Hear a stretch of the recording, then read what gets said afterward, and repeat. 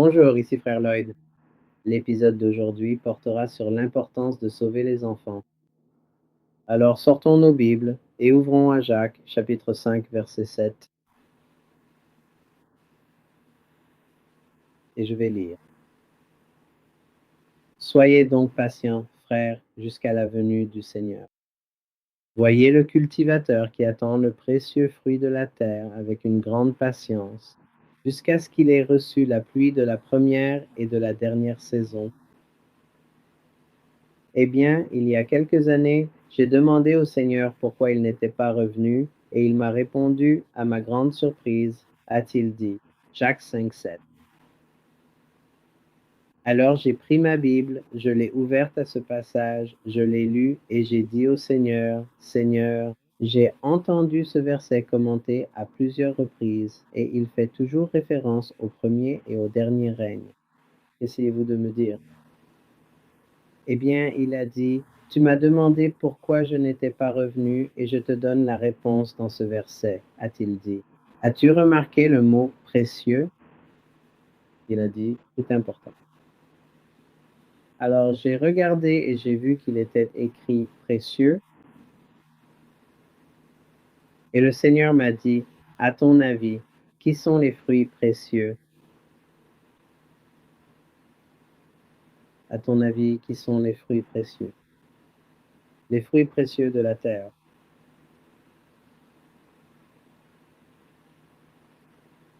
Eh bien, j'espère que vous avez trouvé la même réponse que moi. Et la plupart des gens à qui je pose la question, quand je demande, à votre avis, qui sont les fruits précieux? Je dirais qu'environ 3 personnes sur 4 répondent les enfants. Et cela peut concerner des personnes dans des rôles variés comme pasteurs, évangélistes ou animateurs auprès des enfants. La plupart diront les enfants. Donc ce n'est pas quelque chose que j'ai dit, mais je crois que le Seigneur révèle au cœur des gens qu'il s'agit des enfants. Et je ne vais pas être catégorique à ce sujet. Il pourrait y avoir une autre signification au terme fruits précieux, mais je dirais qu'au moins une des significations, ce sont les enfants.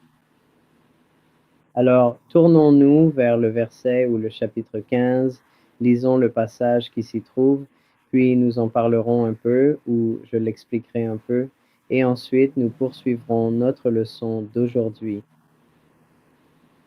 Jean chapitre 15. Je suis la vraie vigne et mon Père est le vigneron. Tout sarment qui est en moi et qui ne porte pas de fruit, il le retranche. Et tout sarment qui porte du fruit, il l'émonde, afin qu'il porte encore plus de fruits. Maintenant vous êtes purs à cause de la parole que je vous ai dite. Demeurez en moi et je demeurerai en vous, comme le sarment ne peut de lui-même porter du fruit. S'il ne demeure attaché à la vigne, vous non plus, si vous ne demeurez pas en moi. Je suis la vigne. Vous êtes les sarments. Celui qui demeure en moi et en qui je demeure porte beaucoup de fruits, car sans moi vous ne pouvez rien faire. Si quelqu'un ne demeure pas en moi, il est jeté dehors comme le sarment et il sèche. Puis on ramasse les sarments, on les jette au feu et ils brûlent. Si vous demeurez en moi et que mes paroles demeurent en vous, demandez ce que vous voudrez et cela vous sera accordé. C'est en ceci que mon Père est glorifié, que vous portiez beaucoup de fruits. C'est ainsi que vous serez mes disciples. Maintenant, il y a quelques points que je voulais souligner avant de poursuivre notre enseignement aujourd'hui, à savoir que Jean 15 nous définit qui est le vigneron dans Jacques 5, 7. Rappelez-vous, il est dit, soyez donc patients, frères, jusqu'à l'avènement du Seigneur. Voici, le vigneron attend le précieux fruit de la terre. Donc, si je le lis avec la définition du Père comme étant le vigneron, je dirais, voici, le Père attend le précieux fruit de la terre. Et cela prend vraiment tout son sens lorsque vous reliez cela à d'autres écritures du Nouveau Testament. Et nous essaierons de le faire au fil du chemin, mais nous le ferons dans une autre leçon, si ce n'est pas aujourd'hui. Une autre chose, c'est que nous devons porter du fruit. Donc porter du fruit signifie généralement amener quelqu'un à Christ. Ainsi, un fruit précieux signifierait amener des enfants à Christ. Et si vous y réfléchissez, vous savez, il est question de fruits dans Jean 15. Et je crois que le seul endroit dans le Nouveau Testament où il est question de précieux fruits, c'est dans Jacques 5, 7. Donc, nous faisons la distinction entre le fruit et le précieux fruit. Amen. D'accord. Alors, continuons la lecture. Allons à un autre passage des Écritures qui est très souvent utilisé pour identifier le ministère auprès des enfants, et c'est celui du ne les empêchez pas.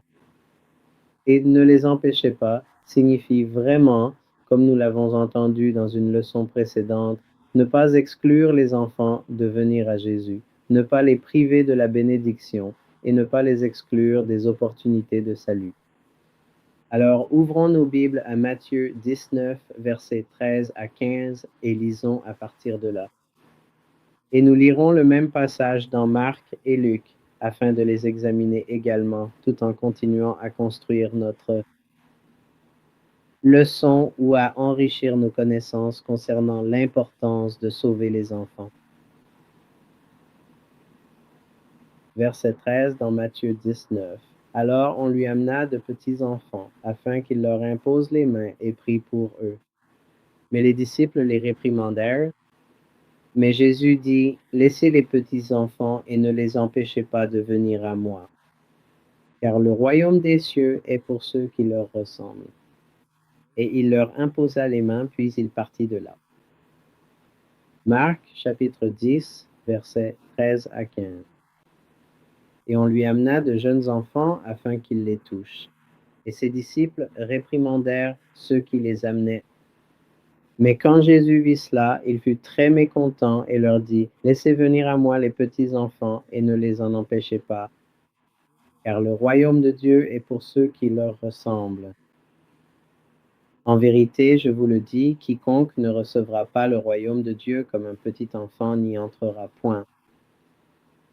Luc chapitre 18, versets 15 à 17. On lui amena aussi des nourrissons afin qu'il les touche. Mais quand ses disciples virent cela, ils les réprimandèrent. Mais Jésus les appela auprès de lui. Et il dit, laissez venir à moi les petits enfants et ne les en empêchez pas, car le royaume de Dieu est pour ceux qui leur ressemblent. En vérité, je vous le dis, quiconque ne recevra pas le royaume de Dieu comme un petit enfant n'y entrera point. Ce que je tiens vraiment à souligner ici, c'est qu'il y a un message essentiel de la part de Jésus à l'intention des responsables de l'Église pour qu'ils n'empêchent pas les enfants de venir à lui. Et dans notre Église moderne, cela peut signifier de différentes manières de ne pas repousser les enfants qui veulent venir à l'Église. Ne repoussez pas les parents qui souhaitent amener leurs enfants. Le Seigneur veut que les enfants viennent à lui.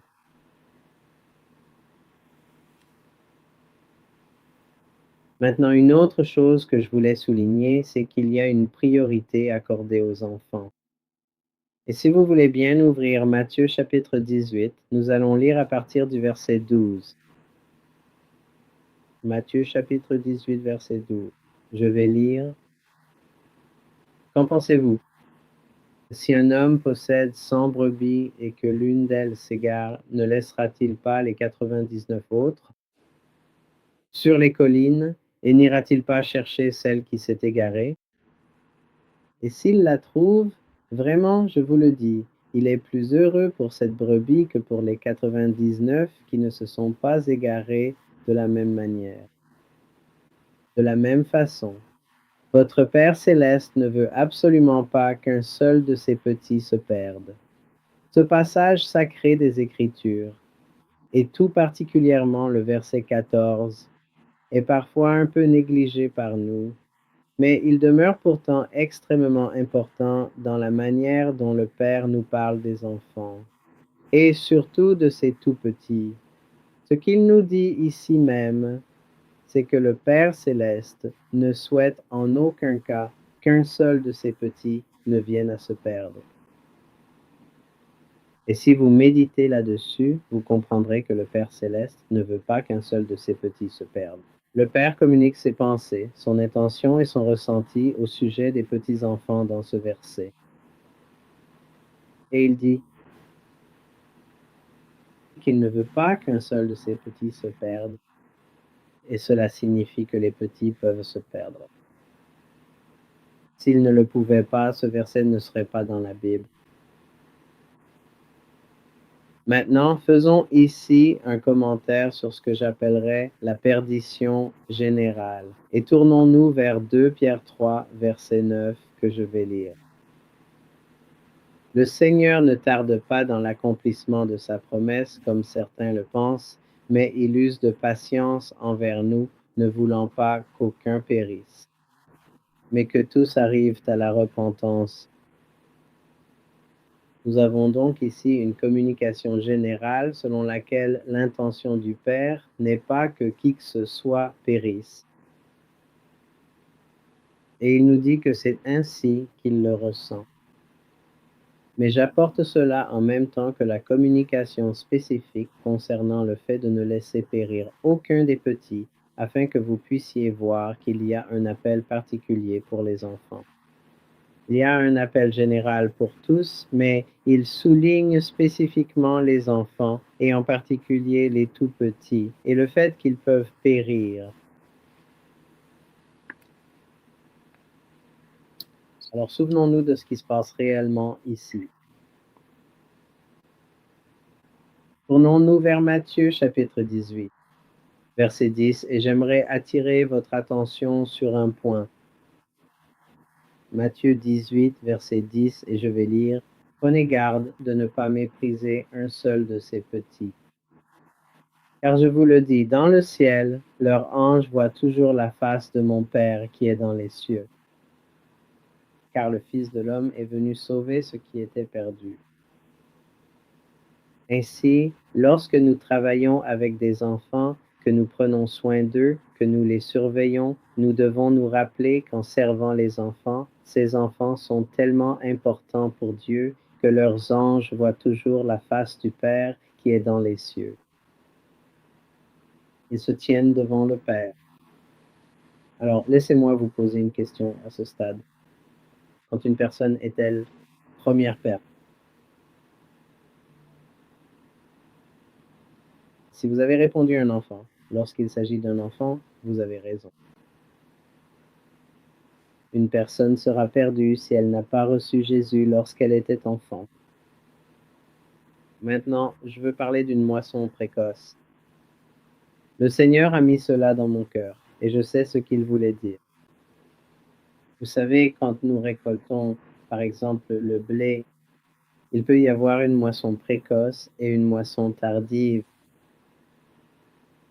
Et pour nous, une moisson précoce serait l'évangélisation avant qu'il n'y ait un quelconque déclin possible des conditions envers l'évangile. Vous savez, un pays peut être divisé, ou il peut être scindé, ou il peut évoluer négativement, ou au contraire positivement. L'une des raisons pour lesquelles nous voulons une moisson précoce, c'est pour présenter l'Évangile aux gens avant que les conditions ne deviennent négatives ou ne se détériorent. C'est pourquoi nous voulons que la moisson précoce concerne les enfants sans attendre qu'ils deviennent adultes. Une autre raison possible, c'est qu'il peut y avoir une seconde moisson ou peut-être une seconde récolte. Ainsi, en tant qu'enfant, présenter l'Évangile, si pour une raison quelconque ils n'acceptent pas ou n'ont pas l'opportunité, il y aura une autre occasion de faire une autre moisson plus tard. Mais nous savons que la grande majorité des gens, selon les sondages, ont reçu Jésus lorsqu'ils étaient enfants, et dans certains sondages, jusqu'à 85%. Il est donc vraiment logique de présenter l'Évangile aux enfants, car 85% des personnes qui se convertissent le font lorsqu'elles sont enfants. Et en vieillissant, le pourcentage augmente, diminue. Ainsi, à l'adolescence, on dit qu'environ 15% de ceux qui sont sauvés le sont en tant que jeunes et seulement 5% à l'âge adulte. Alors, laissez-moi vous poser une question à ce stade. Quelle est l'importance d'accueillir un enfant dans votre ministère? Eh bien, tournons-nous vers Matthieu chapitre 18 et lisons à partir du verset 4 et je vais lire. C'est pourquoi quiconque s'humilie comme ce petit enfant sera le plus grand dans le royaume des cieux. Quiconque reçoit un petit enfant comme celui-ci en mon nom me reçoit moi-même. Et c'est Jésus qui parle. Alors, qu'en est-il exactement de cette situation? Le fait d'exclure délibérément les jeunes enfants ou de repousser les enfants, ou encore d'interdire l'accès aux parents accompagnés d'enfants. Qu'est-ce que tout cela signifie réellement? Eh bien, si vous prenez les versets 4 et 5 du chapitre 18 de Matthieu, il dit, si vous recevez un petit enfant comme celui-ci en mon nom, vous me recevez. Donc en réalité, si vous l'appliquez vraiment, si vous rejetez les enfants, vous rejetez Jésus. Et si vous éloignez un enfant de Jésus, c'est comme si vous repoussiez Jésus lui-même. Et lorsque vous repoussez les parents qui amènent les enfants, vous repoussez aussi Jésus aussi. D'accord. Parlons maintenant de quelque chose de très... C'est quelque chose qui me tient vraiment à cœur. Et c'est un sujet dont j'ai dû parler au Seigneur pendant une très longue période de temps. Et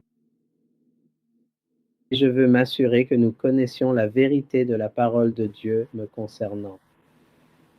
Et ce sont deux choses qui sont assez répandues dans le ministère auprès des enfants et dans l'Église à travers le monde.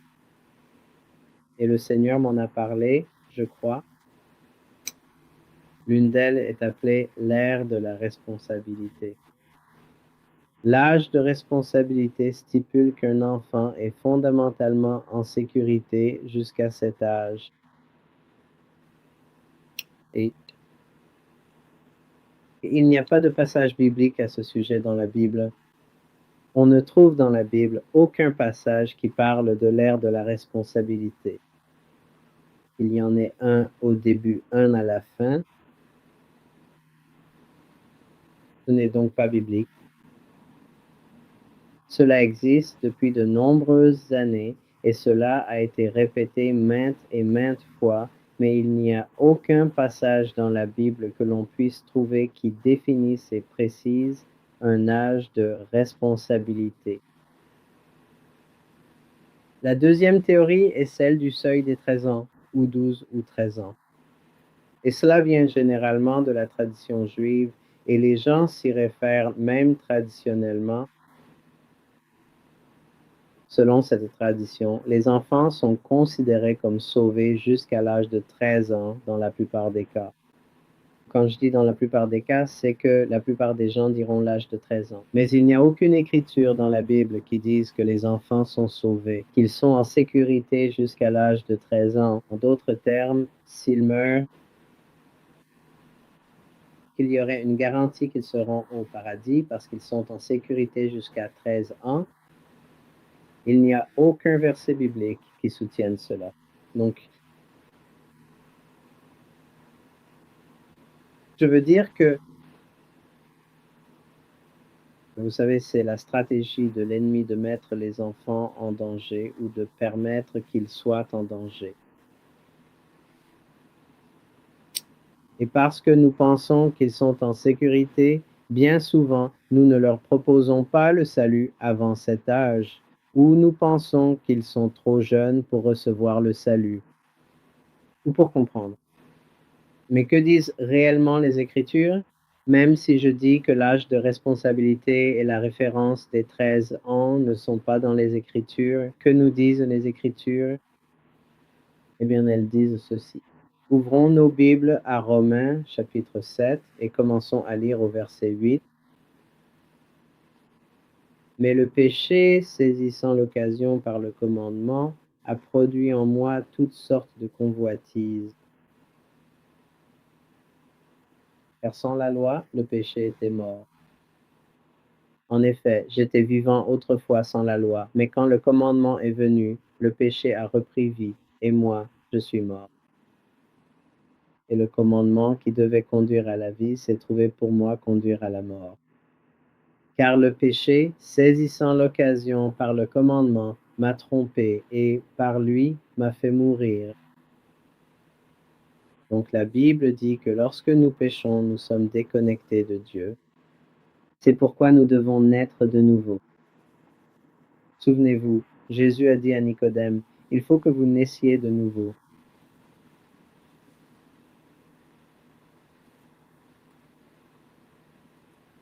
Alors, après qu'une personne a péché, où en est-elle maintenant? Eh bien, elle se trouve maintenant dans un état de séparation spirituelle d'avec Dieu, portant la culpabilité et la peine de mort, mais elle demeure dans une position où elle peut recevoir immédiatement le pardon et la restauration par la repentance. Maintenant, j'appellerai cela le Seigneur. Le Seigneur m'a donné ce terme. Vous ne le trouverez pas dans la Bible, mais je pense qu'il voulait simplement me communiquer quelque chose que je puisse comprendre. C'est comme si lorsqu'ils pêchent, ils entrent dans un chemin que j'appellerais un passage appelé le corridor du risque. C'est ainsi que je l'appelle. Et lorsqu'une personne entre dans le corridor du risque, elle court le risque de manquer le ciel. S'ils périssent alors qu'ils sont dans le corridor du risque, ils n'iront pas au ciel, ils iront en enfer. Alors, regardons Matthieu chapitre 7. D'accord, laissez-moi lire dans la version amplifiée. Entrez par la porte étroite, car large est la porte, et spacieux et facile est le chemin. C'est le chemin qui mène à la destruction et à la perte éternelle, et il y en a beaucoup qui y entrent. Mais étroite est la porte, et resserrée et difficile à parcourir est le chemin qui mène à la vie éternelle. Et il y en a peu qui le trouvent. Eh bien, je pense que la plupart des gens connaissent ces versets, mais il y a quelque chose que je veux souligner à leur sujet. Si vous avez un enfant, vous avez l'opportunité d'amener un enfant à Jésus. Pourquoi sautez-vous l'occasion de donner à un enfant la possibilité de recevoir le salut, la voie privilégiée pour les enfants est qu'ils reçoivent le salut avant même de commettre un péché? Évitez le corridor de risque avant que le péché ne profite de la situation et ne les trompe, les séparant ainsi de Dieu. Cela a toujours été le plan du Père, sauver une personne avant qu'elle ne pêche. Pourquoi cela? Parce qu'ils n'entreront jamais dans le corridor de risque ni ne courront le risque de manquer le ciel. Ouvrons nos Bibles à Matthieu chapitre 7, verset 13. Vous ne pouvez entrer dans le royaume de Dieu que par la porte étroite. L'autoroute vers l'enfer est large et sa porte est grande pour les nombreux qui choisissent cette voie. Mais la porte qui mène à la vie est très étroite et le chemin est difficile et seuls quelques-uns la trouvent. Ceci est la version Nouvelle Vie. Je veux souligner quelque chose ici. Jésus est la porte. Le saviez-vous? Jésus est le chemin. Et il est dit ici que peu de gens la trouvent par eux-mêmes. Donc, une fois que vous êtes sur le corridor à risque ou que vous êtes sur l'autoroute qui est large, il est dit que seuls quelques-uns la trouvent. Alors pourquoi ne pas conduire les enfants au salut quand vous avez la porte juste là avec vous?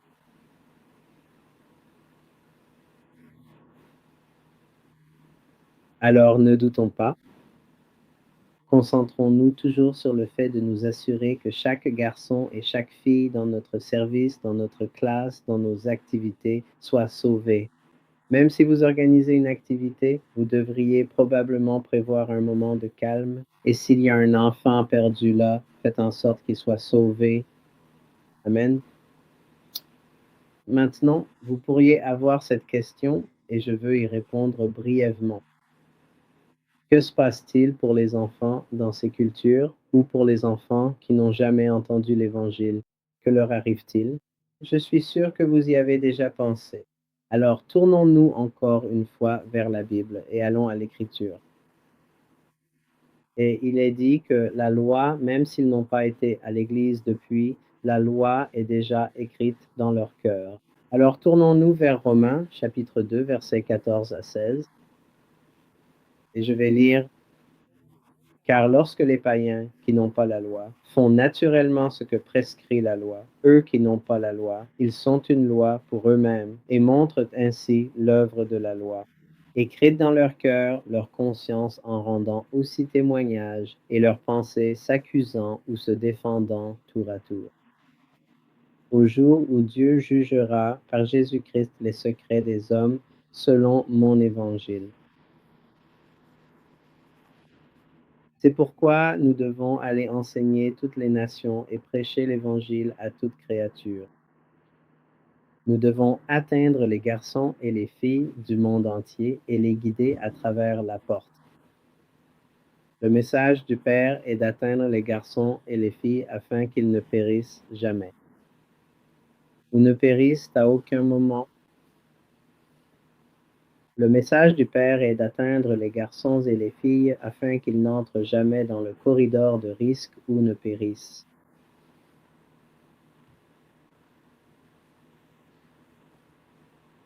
J'espère donc que cette leçon vous a été bénéfique et il est vraiment important que les garçons et les filles soient sauvés.